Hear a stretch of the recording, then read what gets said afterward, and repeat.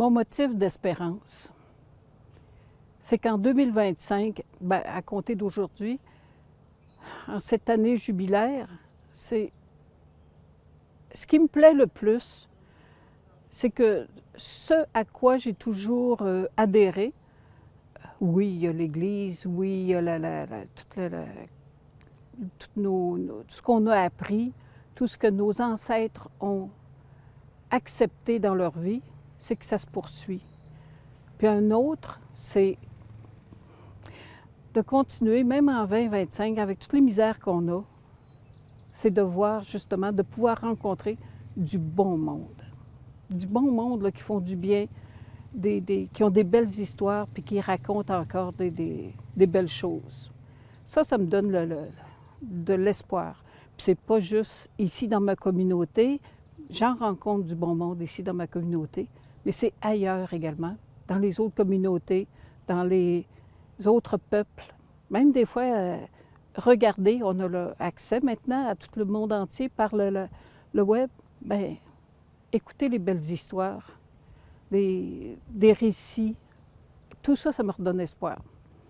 Ça me le conserve, puis ça me dit que Chimento est toujours avec nous autres, que nos ancêtres ont bien fait d'opter, de prendre, de s'engager dans la religion catholique.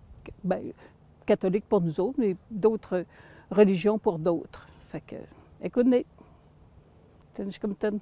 Koi Kaskina, koi tout le monde.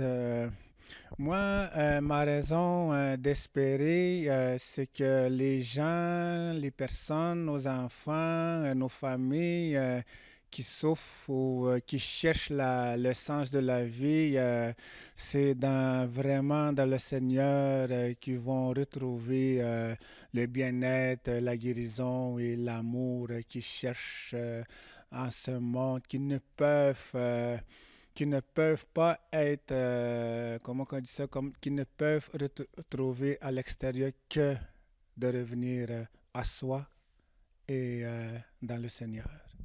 C'est ce que j'espère aux gens, qu'ils retrouvent le chemin, la vérité et la vie.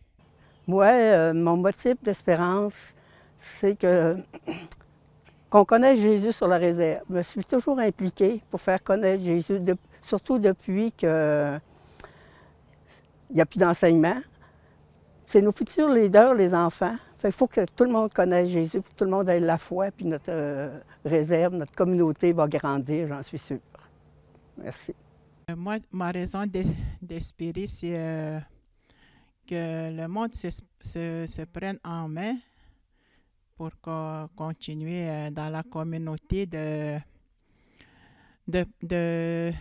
donner sa vie au Seigneur parce que j'ai confiance en Jésus, par son esprit, qu'il nous donne vraiment la force à travers nos difficultés, à travers nos blessures, tout ce qu'on vit dans la communauté.